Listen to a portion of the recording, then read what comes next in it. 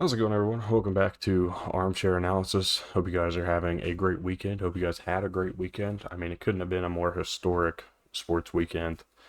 And, we're going to go ahead and talk about every single thing that you might have missed over the course of the weekend.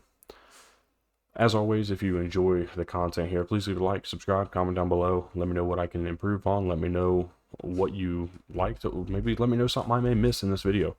It's not far-fetched for me to miss something. I mean, look, I'm covering three sports here.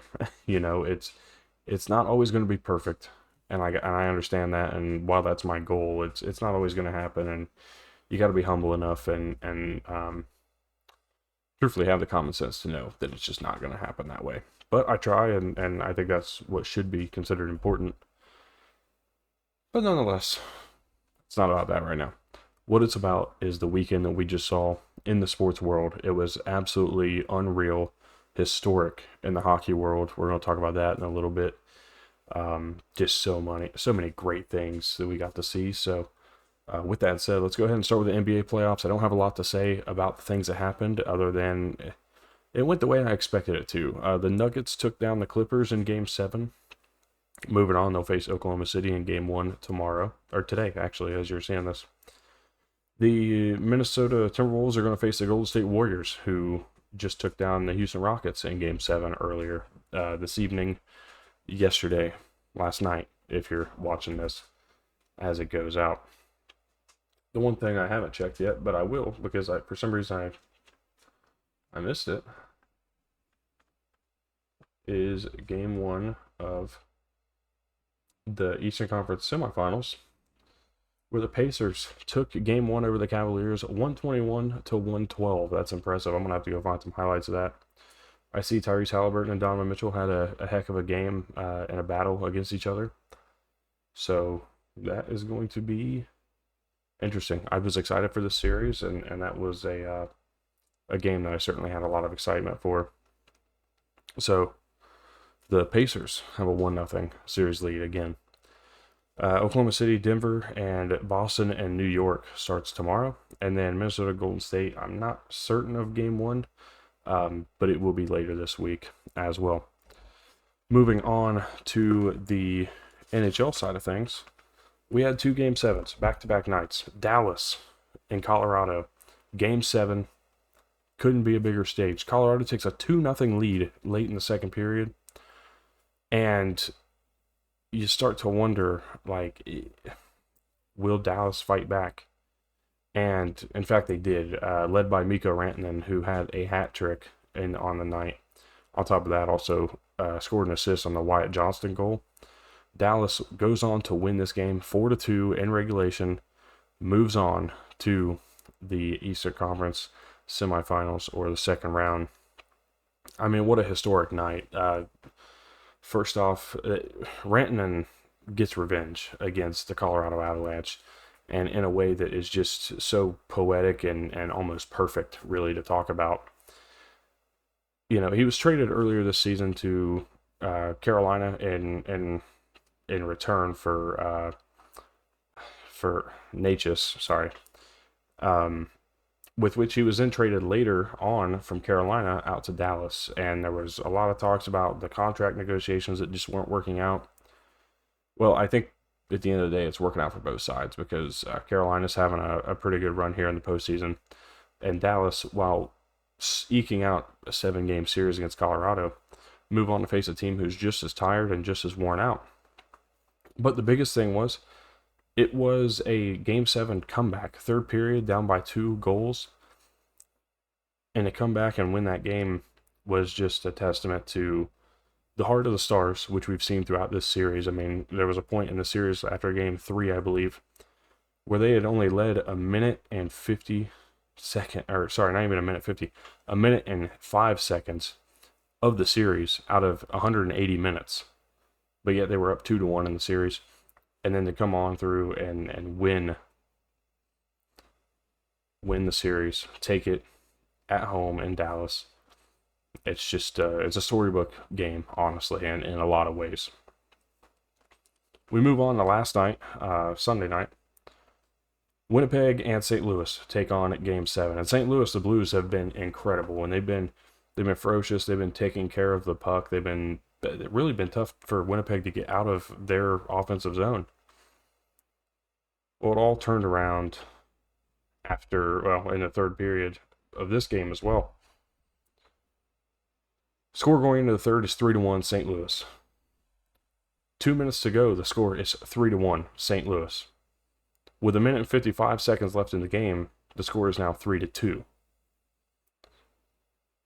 With 1.6 seconds to go, Cole Perfetti puts in the game-tying goal to send the game to overtime.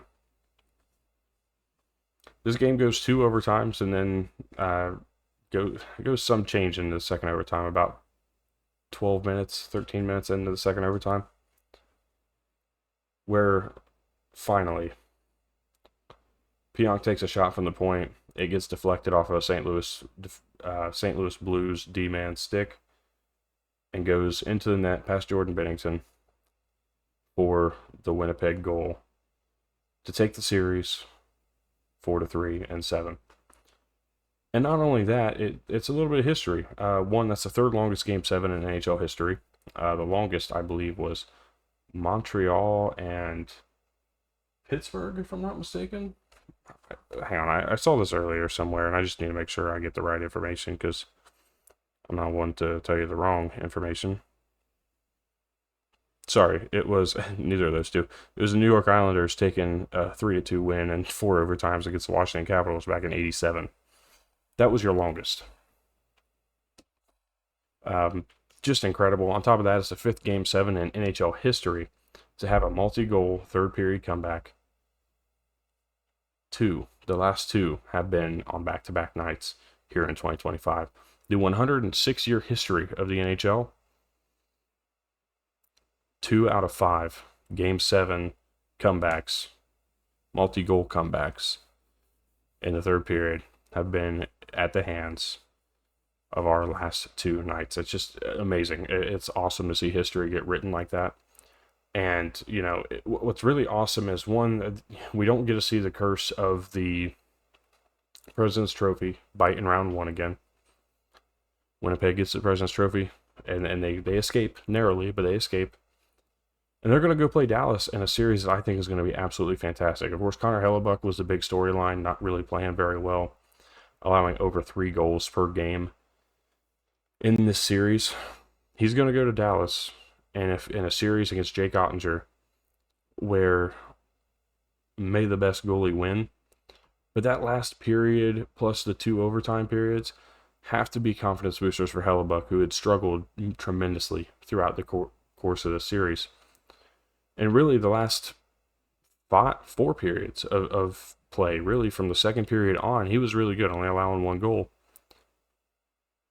Connor Hellebuck has to bounce back in this round 2 series, because if he does not, Dallas is going to take it in 4. Dallas is scoring at an unreal level, and they take care of the puck in a way that Winnipeg is going to struggle with. I'm not changing my pick on Winnipeg going forward and winning the Stanley Cup. I'd be silly. It would be absolutely outrageous to do that, because 1, I'm not a revisionist, and 2, I really don't want to. I'm not a bitch. We're gonna go, pardon my language, but we're not doing that. I'm not changing my pick for anything. So I'm gonna continue with Winnipeg to beat Dallas. If I was changing it, I would take Dallas personally, but it's not what we're doing.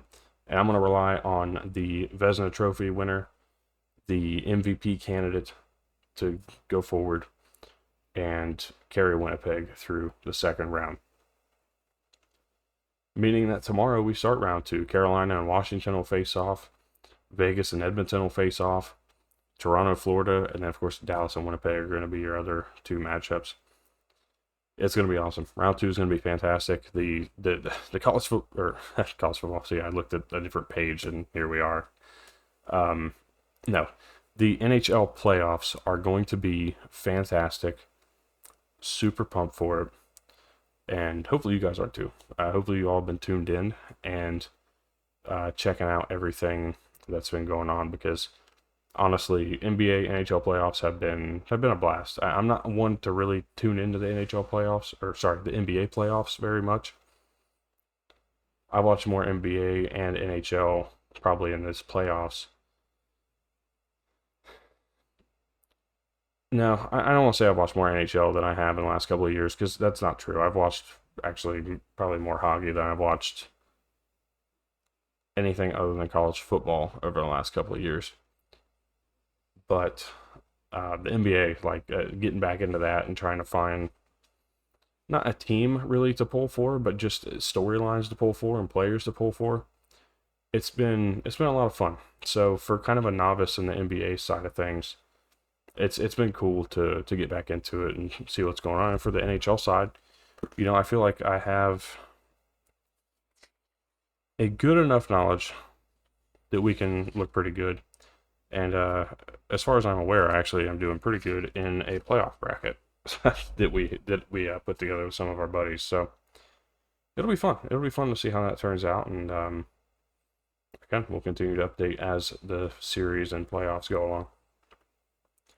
On to the MLB, and the weekend was pretty fun. I mean, some days were affected by rain more than others. Some teams were affected by rain more than others. We'll start with interleague matchups because there was just one interleague matchup, and it was the Athletics against the Miami Marlins. Athletics took 2 out of 3 there.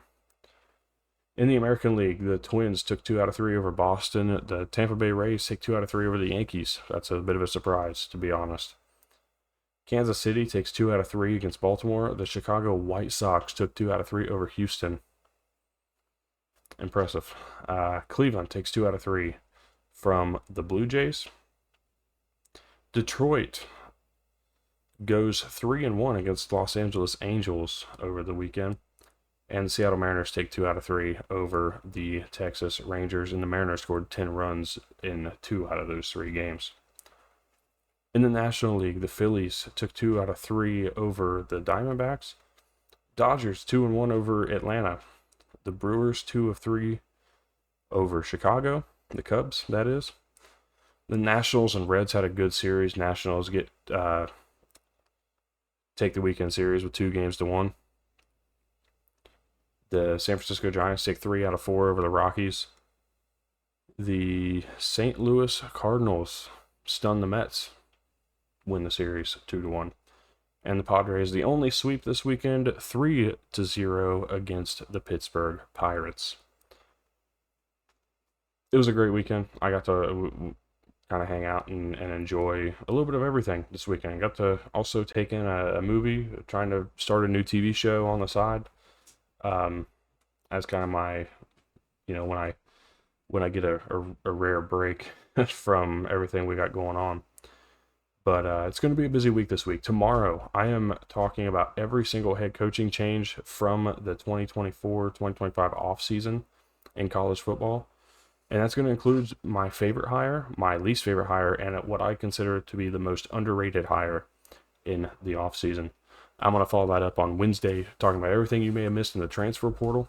Super excited for that one, too. I don't know if I did favorites or non-favorites, but what I did do was capture the portal top 10, some notable teams, some interesting stats from all of it, and some players that I think you're going to want to know where they ended up in the offseason if you may have tuned out for a month or two. Cincinnati. Thursday, I don't know. Friday, another weekend recap, exactly like you saw today, or week in review, I guess, as you saw today. So with all that said, I thank you guys for tuning in. If you've gotten this far, please leave a like, subscribe, comment down below. Let me know what you guys thought of the weekend. Let me know if there's something I missed or something you'd like to be pointed out.